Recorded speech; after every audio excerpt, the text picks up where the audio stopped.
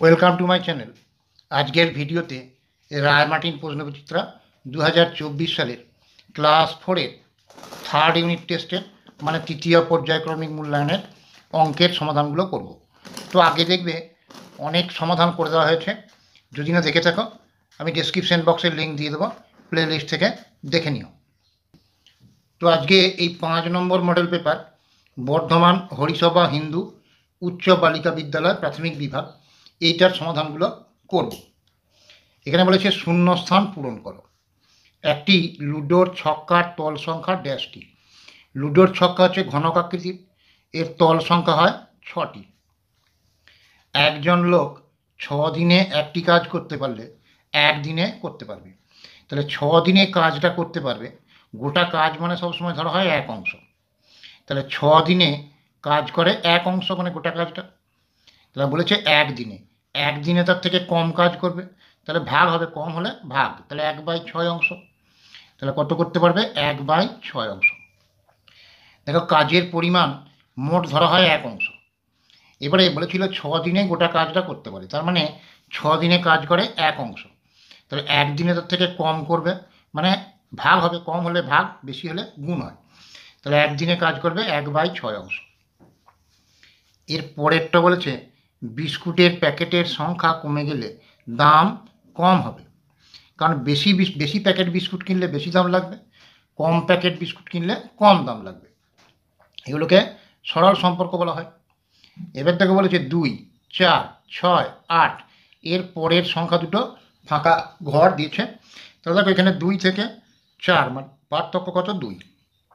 4 থেকে 6 আবার পার্থক্য 2। 6 থেকে 8 আবার পার্থক্য 2। তাহলে 8-এর পর কী হবে? 2 পার্থক্য হলে 10 হবে, 10-এর পরে হবে 12। এই 2 থেকে 4 মানে পার্থক্য কত? 2। বিয়োগ করে দেখে নেব।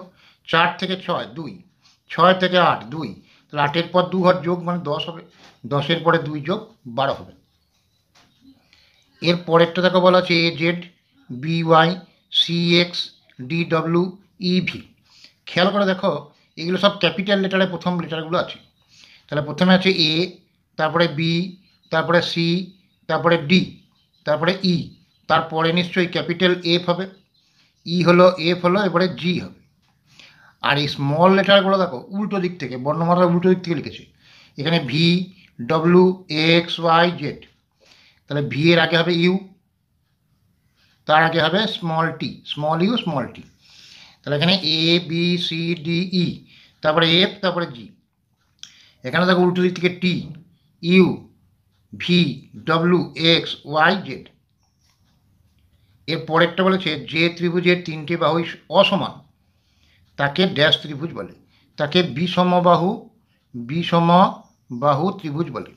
3টে বাহু সমান হলে তাকে সমবাহু ত্রিভুজ বলে, 2টো বাহু সমান হলে সমদ্বিবাহু, আর 3টে বাহু অসমান হলে বিষমবাহু ত্রিভুজ বলে।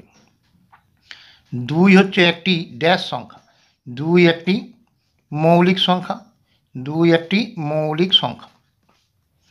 3 দ্বারা বিভাজ্য সংখ্যা সর্বদা ড্যাশ দিয়ে বিভাজ্য নয়, এটা হবে 9 দিয়ে বিভাজ্য নয়।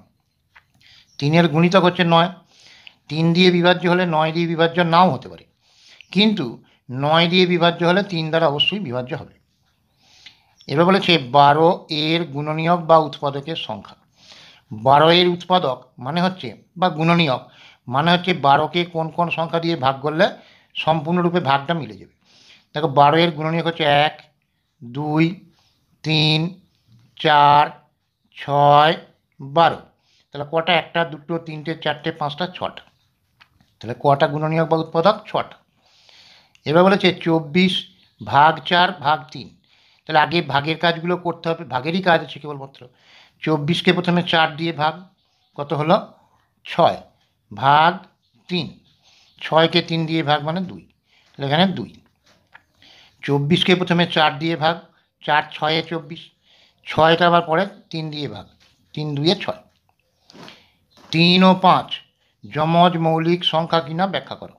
এটা লিখবে হ্যাঁ যমজ মৌলিক সংখ্যা। এবার ব্যাখ্যাটা কিভাবে লিখবে?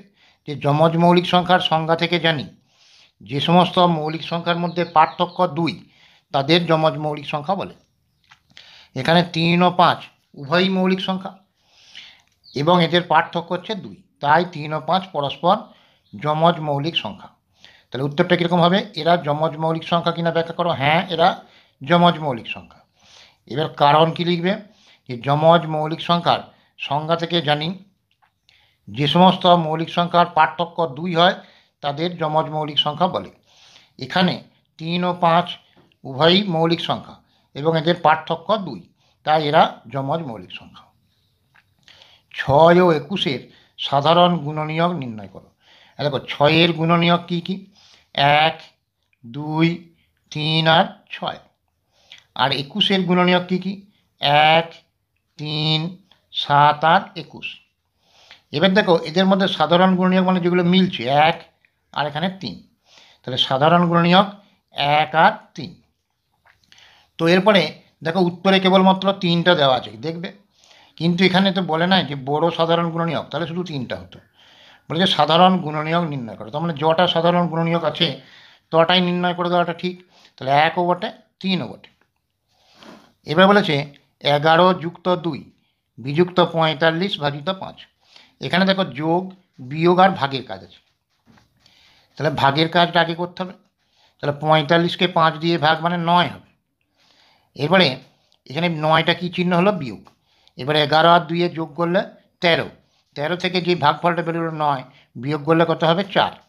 তোমরা সরলটা এইভাবে করবে। দেখো 11 যোগ 2 বিয়োগ 45 ভাগ 5, তাহলে এখানে 11 যুক্ত 2 বিযুক্ত 45কে 5 দিয়ে ভাগ মানে 9।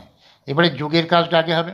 11 আর 2 যোগ করলে 13 বিয়োগ 9, 13 থেকে 9 বিয়োগ করলে 4।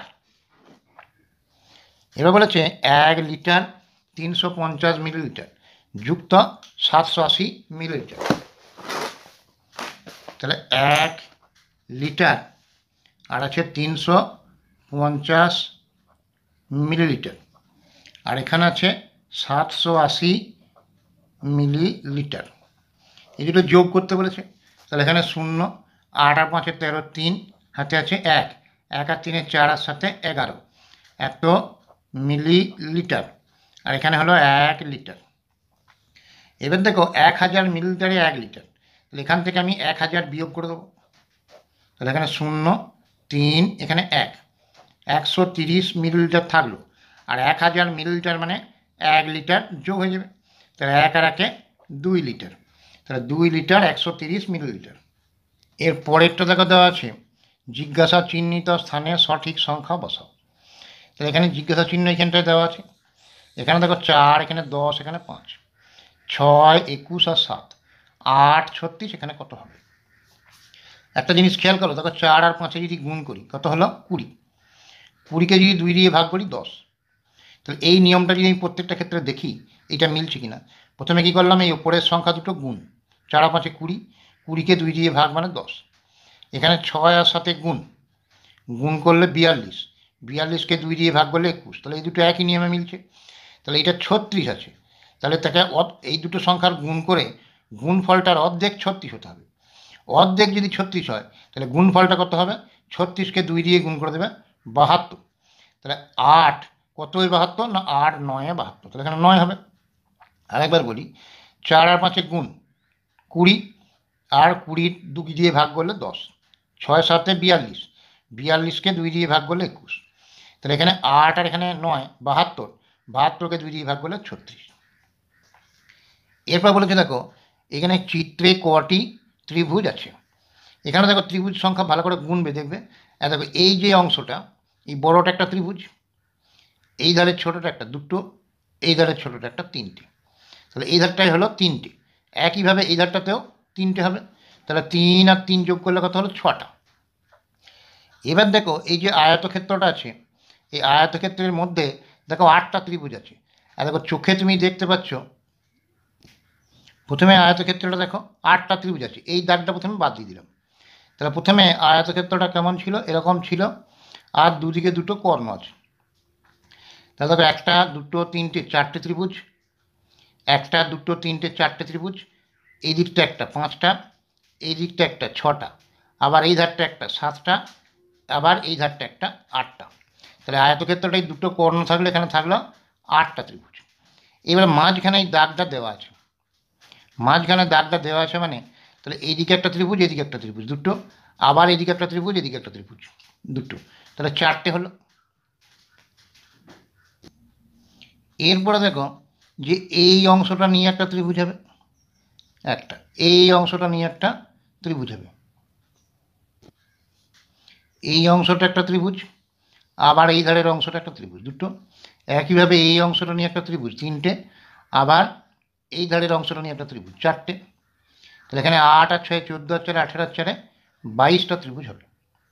এরপরে দেখো বলছে একটা বর্গক্ষেত্রের প্রতিটা বাহুর দৈর্ঘ্য 12 সেমি হলে বর্গক্ষেত্রটির পরিসীমা কত? বর্গক্ষেত্রের পরিসীমার সূত্র আমরা জানি 4 গণিত একটি বাহুর দৈর্ঘ্য, তাহলে একটা বাহুর দৈর্ঘ্য বলেছিল 12, তাহলে 4কে 12 দিয়ে গুণ, মানে 48 সেমি। বর্গক্ষেত্রের পরিসীমার সূত্র 4 গণিত একটি বাহুর দৈর্ঘ্য, তাহলে একটি বাহুর দৈর্ঘ্য 12 বলা আছে, তাহলে 4 গণিত 12, তাহলে 48 সেমি। তো আজকের ভিডিওতে এই পর্যন্ত সমস্ত অঙ্কগুলো করে দিলাম, পরের ভিডিওতে পরের অংশটা করে দেবো। যদি ভিডিও ভালো লেগে থাকে লাইক করো, শেয়ার করো, সাবস্ক্রাইব করো।